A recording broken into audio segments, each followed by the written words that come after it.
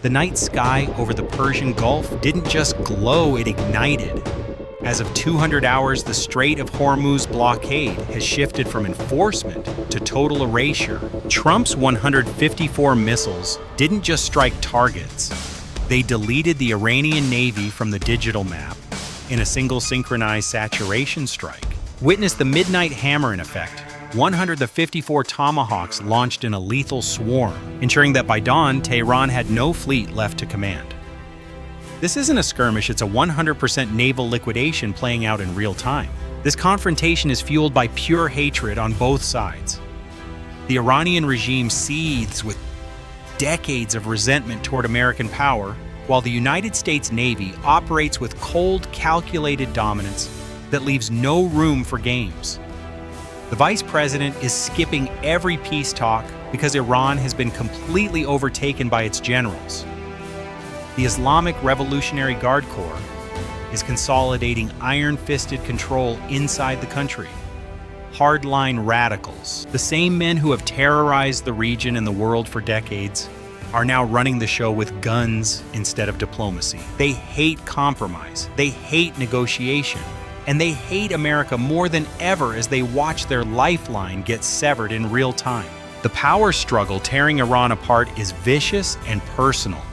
Factions inside the regime are at each other's throats. One group still whispers about possible deals, but the hardliners who now hold the weapons are screaming threats against the United States. They claim new cards to play. They boast they are in charge. Yet every time they open their mouths, another American warship enforces the line, and another illicit cargo gets taken off the board. The hatred between these rival factions is almost as intense as their shared rage against Trump's blockade. While they fight for control in Tehran's shadows, the U.S. Navy is tightening the noose with surgical precision. Listen to how this naval showdown escalated in the Arabian Sea. Iranian forces tested the United States, pushing a blockade runner straight into American waters. The U.S. Navy issued one clear warning shot. When the ship ignored it, the guided missile destroyer USS France opened fire with lethal accuracy. A precision round tore straight into the engine room, stopping the vessel cold in seconds. Smoke billowed across the water as the ship lost all propulsion. Within minutes, Seahawk helicopters thundered overhead. Marines rappelled down ropes onto the deck, and the vessel was under full American control. No American casualties. Zero hesitation. That is the lethal efficiency of the United States Navy when challenged. Pause 2 seconds. Let that sink in. No distress calls, no survivors on the bridge. The Iranian Navy didn't just lose a battle, tonight they simply ceased to exist. Pause 1 second. 27 other ships have already been turned around by this ironclad blockade. Only one runner needed to be lit up to prove the point.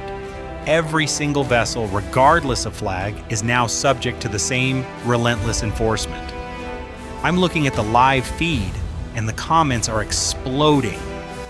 I need you to take a side right now. Is this the surgical precision required to prevent World War III, or has the US just lit the fuse on a global inferno? Are you standing with the blockade, or do you fear the retaliation? Drop your verdict below. I'm reading every single comment because history is being written in blood tonight. And it gets even more explosive. The massive Iranian cargo ship Tuska, nearly 1,000 feet long and displacing as much as an aircraft carrier, was caught red-handed. She had been sailing from China loaded with dual-use chemicals specifically designed to manufacture ballistic missiles. Under US and European sanctions for years, the Tuska was up to no good trying to slip through the net. American forces intercepted her, boarded her, and took full custody. President Trump has already made it crystal clear that Beijing will pay a heavy price for getting caught aiding the enemy. This is not just a blockade. This is sea denial on a scale that has left the Iranian regime gasping for air. Intelligence suggests the Iranian Navy is gone. But here is the chilling question: why is Beijing remaining silent while their primary oil artery is being severed in real time? Is there a secret deal we don't know about? Or is China waiting for the US to overextend before they make their own move? Right now, as we speak, the entire region is under absolute US naval dominance. Guided missile destroyers patrol the choke point of the Strait of Hormuz like steel predators. The USS Pickney, named after a decorated World War II hero, cuts through the waves carrying a full fleet of Seahawk helicopters ready for instant action. The USS Rushmore, a powerful dock landing ship, serves as a floating launch platform for Marine boarding teams. Overhead, Apache attack helicopters scream low and fast across the strait rotors, thundering weapons hot, scanning for any sign of resistance. Tehran's radar screens are currently a graveyard of static. While their generals scream into dead radios, US Kingfish sea drones are hunting in the silence of the deep. These aren't just robots, they are underwater assassins with zero acoustic signature. Iran's advanced magnetic arrays didn't even flicker before their hulls were breached. They are fighting a ghost fleet dying in the dark, effectively neutralized before they even realized the steel noose had tightened. The regime tried to flip the script. They thought they could close the Strait of Hormuz, strangle the global economy, and let in only friendly traffic. Trump turned their own plan against them. He closed the waterway tighter than they ever could and trapped their ships inside their own trap. Iranian tankers loaded with sanctioned oil sit idle. Weapons shipments from China are seized before they reach port. The regime has no functioning navy left, no air force capable of challenging American air superiority, no unified leadership, just fractured generals screaming contradictory statements into microphones, hoping the world still believes their bluster. The hatred is mutual and it runs deep. The Iranian hardliners despise the United States for finally refusing to play their 47-year game of blackmail and provocation. They want to drag this out, betting that political pressure back home will crack American resolve. They believe if they can survive the next few days, they can keep their power and their thrones. They do not care about their own people starving or their economy collapsing. They care only about regime survival at any cost. On the American side, the message is ice cold and unwavering. The president has shown remarkable restraint because he does not want to punish the Iranian people, but the hardliners are pushing him closer to the edge with every threat and every failed provocation. We are more ready now than at any point since this conflict began. Twice the combat power sits in theater. Additional aircraft carriers have moved into position, more troops are on station, and the Israelis have full magazine depth again. If the ceasefire clock hits 0 and full combat operations resume, the response will be overwhelming and far more dramatic than anything the Iranians have yet experienced. Every remaining bridge, every power plant, every missile facility that survived earlier strikes is back on the target list. The regime knows this, yet the hardliners still talk about new cards to play. They issue statements one hour and contradict them the next. This is not strategy. This is the final chaotic collapse of a dictatorship that has run out of options. Halfway through this high-stakes naval drama, I need to hear from you again. Do you believe the Iranian hardliners will finally swallow their pride and return to the negotiating table before their country is completely isolated and economically destroyed? Or will they force the United States to unleash even stronger measures across the Strait of Hormuz? Be brutally honest in the comments.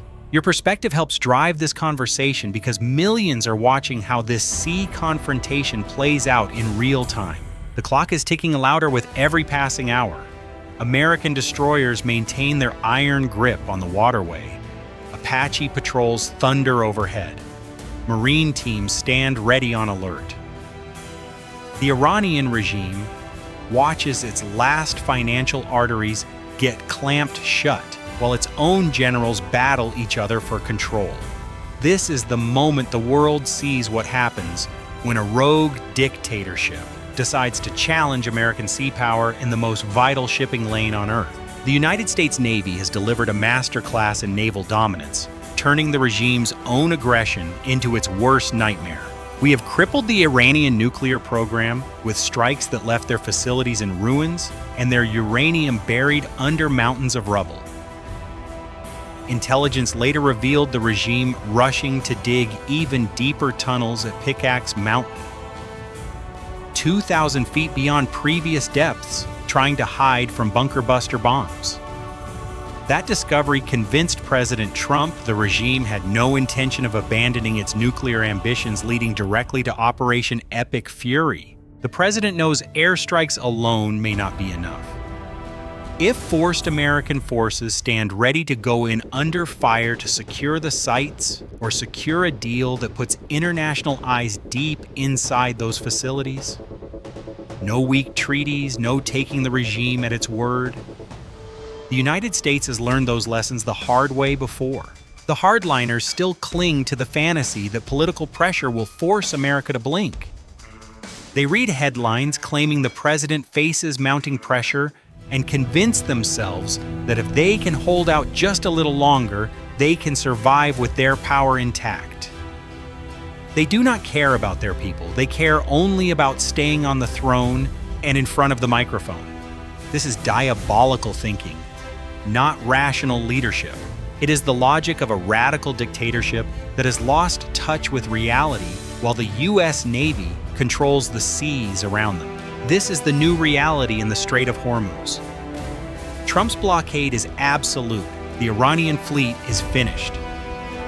The regime that once dreamed of blackmailing the world is learning the brutal lesson of what happens when America decides enough is enough.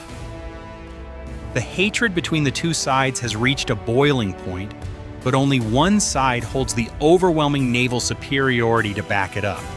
American warships, aircraft carriers on station precision sea strikes, and elite boarding teams have turned the tide completely. The verdict from the Arabian Sea is final. Trump's 154 missile response has left the map clean and Tehran's naval ambitions in ruins. The Iranian Navy is gone, and the Strait of Hormuz blockade is now an iron wall. The question isn't what happens next, it's who survives the morning. Stay locked, stay alert, because the next update will change everything. Click subscribe now. Don't miss a single moment of this historic journey. Your time is valuable. We promise analyses as sharp as reality itself.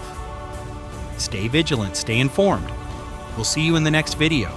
Disclaimer: this video contains content generated or supported in whole or in part by artificial intelligence. This material is intended solely for simulation, illustration, and entertainment purposes. It does not represent real-world events, nor does it constitute political or military advice or verified information. Certain elements may be fictional, dramatized, or inaccurate. Viewers should not rely on this video as a credible source of information or as a basis for real-world decision-making.